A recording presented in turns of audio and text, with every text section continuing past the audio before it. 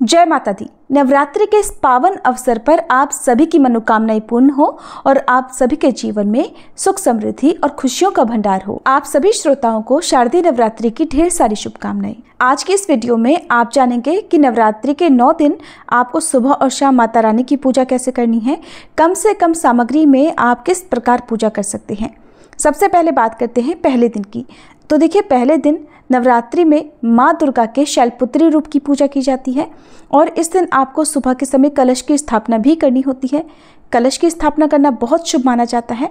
किसी कारण से यदि कलश की स्थापना आप करने में समर्थ नहीं है तो आप बिना कलश की स्थापना किए भी पूजा कर सकते हैं या व्रत शुरू कर सकते हैं।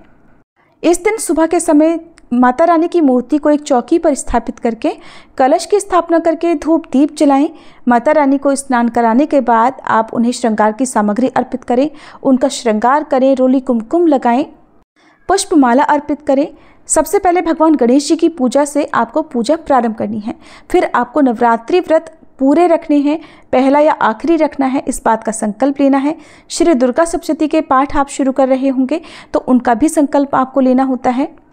फिर हाथ में पुष्प या अक्षत लेकर माँ शैलपुत्री के मंत्रों का जाप करने के साथ ही माँ शैलपुत्री की कथा आपको सुननी होती है। कथा समाप्ति के बाद आपको माता रानी को भोग लगाना चाहिए। भोग में आप लौंग, बताशे, पान, सुपारी, इलायची का भोग लगा सकते हैं। एक पान के पत्ते पर आपको ये सभी नैवेद्य माता रानी को अर्पण करना चाहिए। इसके अलावा आप जो भी विशेष भोग इस दिन अर्पित किया जाता हो वो माता रानी को अर्पित करें। फिर आप अग्यारी करने के साथ ही छोटा हवन कर सकते हैं, जिसे आप बिना पंडित जी की सहायता से खुद भी कर सकते हैं। नवरात्रि के दिनों में इस प्रकार अग्यारी करना बहुत शुभ रहता है और ऐसा करने से अग्नि देवता के माध्यम से माता रानी तक हमारे द्वारा अर्पित किया गया भोग पहुंच जाता है।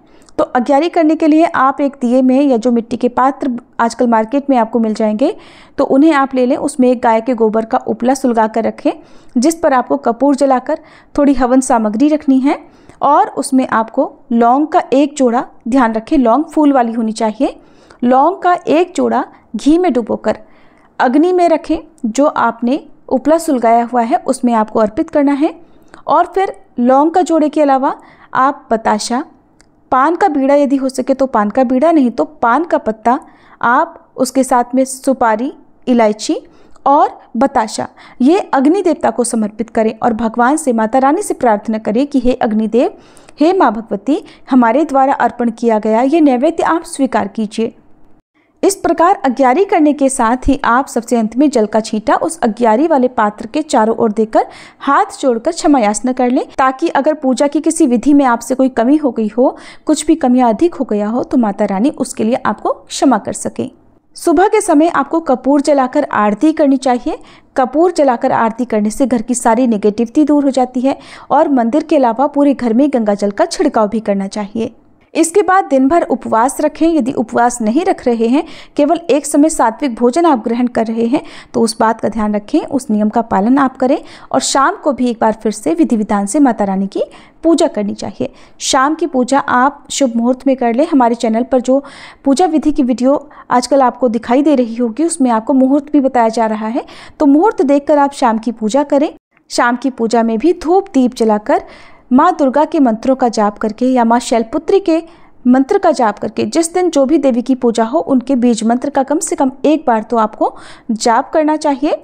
और यदि हो सके तो आपको कथा का श्रवण दोनों ही समय करना चाहिए। यदि ऐसा ना कर पाए तो केवल शाम के समय श्री दुर्गा चालीसा का पाठ और आरती करके जो भी फलाहार आपने माता रानी के लिए बनाया है उसे माता रानी को अर्पित कीजिए और उसी को प्रसाद रूप में ग्रहण कीजिए। इस तरह से शाम की पूजा संपन्न हो जाती है। हो सके तो मंदिर में बैठकर 1 या 2 भजन आपको गाने चाहिए। ऐसा करने से माता बहुत जल्दी प्रसन्न हो जाती हैं। आपकी कोई विशेष मनोकामना हो तो उसकी पूर्ति के लिए आप माता रानी से मन्नत मांग सकती हैं, प्रार्थना कर सकती हैं। दूसरे दिन माँ ब्रह्मचारिणी की पूजा भी इसी तरह विधि विधान से की जाएगी। बस आपको बीज मंत्र का ध्यान रखना है। हर देवी माँ के बीज मंत्र अलग होते हैं और हर देवी माँ की कथा अलग होती है। जिस प्रकार आपको दुर्गा सप्तशती के पाठ पढ़ने का नियम बताया गया है उसके अनुसार आपको दुर्गा सप्तशती के पाठ पढ़ने चाहिए। नवरात्रि के पूरे 9 दिन तक कुछ महिलाएं कन्याएं सिर से स्नान करती हैं। ऐसा करना बहुत हद तक सही भी माना जाता है। किसी कारण से आप सिर से स्नान हर दिन ना कर पाए तो आप ऐसे में सिर पर गंगा जल का छींटा डालकर उसके बाद पूजा प्रारंभ करें। सुहागिन महिलाओं को अच्छे से श्रृंगार करके ही माता रानी की पूजा करनी चाहिए। इसी प्रकार शाम के समय आपको पूजा करनी है। नवरात्रि के पूरे 9 दिन तक इसी तरह से आपको विधि विधान से पूजा करनी है। अगर आपने अखंड ज्योत जला रखी है तो आपको अखंड ज्योत का ध्यान बहुत अच्छे से रखना है। अखंड ज्योत जलने वाले घर में कभी बाहर से ताला नहीं लगना चाहिए और अखंड ज्योत को या अखंड दीपक को घर में अकेला भी नहीं छोड़ा जाता है। अगर नवरात्रि के व्रत आपने अपने घर से प्रारंभ किए हैं तो आपको उसी घर में रहकर पूरे 9 दिन तक पूजा करनी चाहिए। कभी पीठ फेर कर माता रानी से जाना नहीं चाहिए और उसी घर में आपको अपने व्रतों का पारण भी करना चाहिए। इसी तरह तीसरे दिन माँ चंद्रघंटा की, चौथे दिन माँ कुष्मांडा की, 5वें दिन माँ स्कंद माता की, 6ठे दिन माँ कात्यायनी की, 7वें दिन माँ कालरात्रि की पूजा आपको करनी है।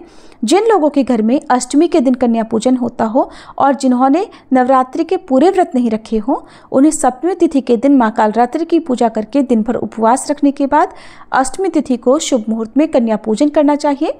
कन्या पूजन करने से पहले आप हवन या माता रानी की जो पूजा है वो अच्छे से संपन्न कर लें, लेकिन उसके बाद भी आपको नवरात्रि के दिन माता भगवती के 9वें रूप यानी माँ सिद्धिदात्री की पूजा करनी चाहिए। और जिनके घर में नवमी के दिन कन्या पूजन किया जाता हो तो वो लोग जो पूरे उपवास रखने में समर्थ नहीं है, उन्हें अष्टमी तिथि के दिन माँ महागौरी की पूजा करके फिर सारा दिन उपवास रखकर नवमी तिथि को शुभ मुहूर्त में कन्या पूजन करना चाहिए। ये थी आज की वीडियो। उम्मीद है ये जानकारी आपको पसंद आई होगी। हमारे चैनल पर नवरात्रि की कथाएं भी इन दिनों सुनाई जाएंगी। अगर आप इन कथाओं को सुनना पसंद करते हो तो हमारे चैनल पर इन कथाओं को भी जरूर सुनिएगा।